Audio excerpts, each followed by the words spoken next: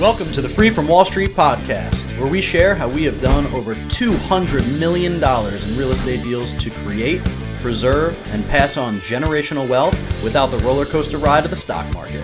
If you're ready to start investing with purpose, visit freefromwallstreet.com. But for now, let's dive into this episode. Welcome back to the Free from Wall Street podcast. I'm Steve Libman. I'm your host. Thanks for joining again today. Today we're talking about not real estate investing. We're going to talk about something that's been on my mind for the last couple of weeks, and we're having some good conversations around it inside the family and with some of our core friends and things like that. And it's investing in your life intentionally, investing in your marriage and in your kids intentionally. We're going to have a couple follow-up podcasts to this regard. I'm bringing on some experts that are going to be talking about some cool stuff. Because let's face facts, right? The reason that we got into real estate, or at least the reason I got into real estate, was to spend more time with my family and to, spend more time on my why and be able to volunteer and to do all these things, right? Spending more time with your kids and spending more time with your wife. And then I was just on just having a conversation with a buddy of mine before, and I said, the entrepreneurial lie is alive and well. And that is entrepreneurs struggling with their family life so that their business can get rolling or can get growing at the expense of their family, right? So they built a business to have freedom with their family, and then it could end up costing you your family. And that's just the reality of entrepreneurship. And I think in the beginning, right, there is a hustle and a grind and almost a badge of honor that comes with it, because you're going to do something that other people are probably more afraid than you to do. And look, there's no doubt that motivation is important. There's no doubt that motivation is what's needed to start a business and run a successful one and to grow and have the humility of not being the smartest guy in the room, and all types of things take place as you're starting to grow a business. A couple of truths that we've learned over the last couple of years is that, one, you will never grow your business past yourself, which means you have to become a different person throughout this process. You have to become a different entrepreneur. You have to become a different human being effectively, because you have to recognize that you know very little about what it is that you're trying to do until you become an expert at it, right? The guy who is at the top of the mountain did not land there. They have to climb it and learn and go through the struggles of it. But you will never have a multi-million-dollar business until you have a multi-million-dollar mindset, a multi-million-dollar character, a multi-million-dollar integrity framework, right? You won't have that level of success. And if you do, it will be fleeting. So, we've just been talking about that phrase, right? The entrepreneurial lie. And I lived it. So I know what I'm talking about because I came from there. Matter of fact, I shared something on Facebook from 10 years ago where it was a meme of a guy laughing and saying, "Oh, you work 40 hours a week? I remember my first part-time job too." And I was like, "Oh, this is good. I'm going to share this because that's how I feel. I'm working 80 hours a week." Why we wear that as a badge of honor is beyond me. And I think that we do it to justify the amount of hours that we're working to ourselves. But in fact, that's not the business that we were trying to create. That's not the family life that we wanted. That's not the work life that we wanted. You've created yourself a very, high-paying job effectively. And that's okay. I mean, we did it for years. But to wear it as a badge of honor, it's not to say that it's not okay. It's just not to say that it's not being truthful with yourself as to that's where you want to be. I don't want to be there, right? I want to work 20 hours a week. I want to spend more time with my family. I want to spend more time with my wife. But working 80 hours a week, who's suffering, right? As I'm saying yes to the business, I was saying no to my family. And, so we've just been really intentional about how to make sure that stuff stays on track. And a couple of ways that we're doing it. And we're bringing on the author of 18 Summers and the Family Board Meeting. His name is Jim Sheils, and you should check out his books. He's going to be coming on over the next couple of episodes to talk about how he came to this idea. So I'm going to leave the kids stuff to the next episode. Today we're going to talk about just marriage. And my wife and I will be celebrating 15 years this year. 3 kids, a couple houses, a couple businesses, and it's been phenomenal. And we just went to a marriage conference this past weekend, so this is up. This is kind of just refreshed and it's fresh on my mind, so I figured I'd share. Because we become investors, I think, so that we can have more freedom. And I think that this is interconnected. So hopefully you guys find it valuable too.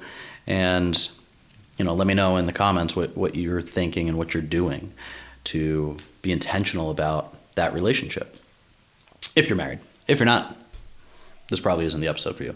But so a couple things, couple takeaways for me through this marriage conference. And the biggest one was, just being intentional. I think one of the things that he said that I thought was really poignant was, we want to be fully known, fully seen, and not judged for it. That's kind of our core desire as human beings. And, I started thinking about that and recognizing if you can't be fully you with your spouse and not be judged for it, then how much safety does that take away? And my wife and I are intentional about making each other feel safe and feel seen and feel heard and things, but it's easy to get away from that, right? It's easy to just have the desire to be right rather than win. And what I mean by that is not an argument, but to be right in an argument is to continue arguing so that your point can be heard.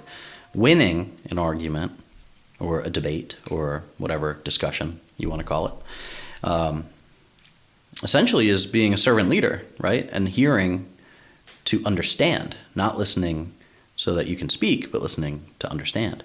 And that whole idea of active listening with your spouse, I think, is lost on many of us with the trials of life, right? If you have kids, you have businesses, you have things going on in your life, it's easy to become roommates with your spouse. So for us, we're just, how are we being intentional, right? So one key takeaway for me was that unity is the love language of the Holy Spirit. And if you're not religious, what that translates to is you have a 3-chord agreement in a marriage, right? You invite God and your spouse. And that 3-chord agreement is not easily broken because you have the power of 3 versus 2. So unity being the love language of the Holy Spirit just means that that's what we're supposed to be working towards. We're not working towards being right. We're not working towards winning an argument. We're working towards unity and harmony. And oftentimes what that means is you have to put the other person's interests and thoughts above your own so that you can get to that place of unity. That servant leadership is so paramount in not just marriage, but in everything that you do. And I think it becomes recognizable to people, and it's attractive, right? It's an attractive quality to be a servant leader. And you're putting other people's needs above yourself. And that is a difficult thing to do because it's not in our nature to do that. But if we really desire the highest and best outcome, which is the definition of love, right? You want the highest and best outcome for somebody else. Then you have to humble yourself and you have to be okay listening and being wrong. And that's something that I think unity as kind of a core value brings out in a marriage. Some of the other things that I thought were really interesting was hey, oftentimes when you minimize the big things, you maximize the small things. And what's that mean? That means you have hurt and pain in your past from your parents, from your childhood, from wherever, right? We all do. And what that translates to is you can either talk about it and deal with it, and you become a better person because of it, because you've grown from it, or you stuff it and you don't deal with it. And one of the quotes that he said was, feelings buried alive never die. And I thought that through, feelings buried alive never die, meaning they don't go away, right? That stuff that you stuff down doesn't go away, which means when you stub your toe or you find a plate on the kitchen sink that your kids left or whatever, and you blow up, right? You just lose your stuff. Why are you losing your stuff over these small things? It's likely because you haven't dealt with the big things. So rooting that stuff out is super important. And, I think I think it becomes obvious, at least within me, that when I find myself getting ticked off about little things, that there's probably something else deeper, at a deeper level, that has to get dealt with.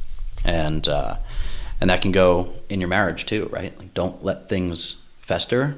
Don't let things slide. Be intentional about being honest with each other and working that stuff through. Because if you stuff it, it comes out eventually, right? It just probably comes out in a not fantastic way. What are we doing intentionally to work on and invest in our relationships? And I think it's just important to make sure that you're carving out time. Put it on your calendar.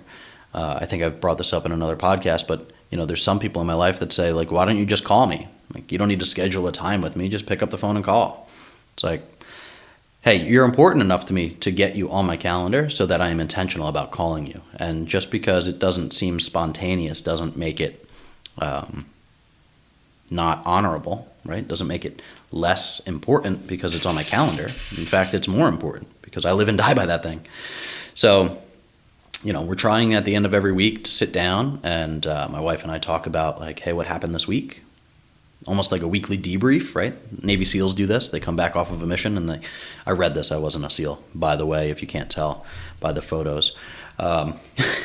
They come off the battlefield and they immediately debrief before they go shower, before they go clean up, before they have food.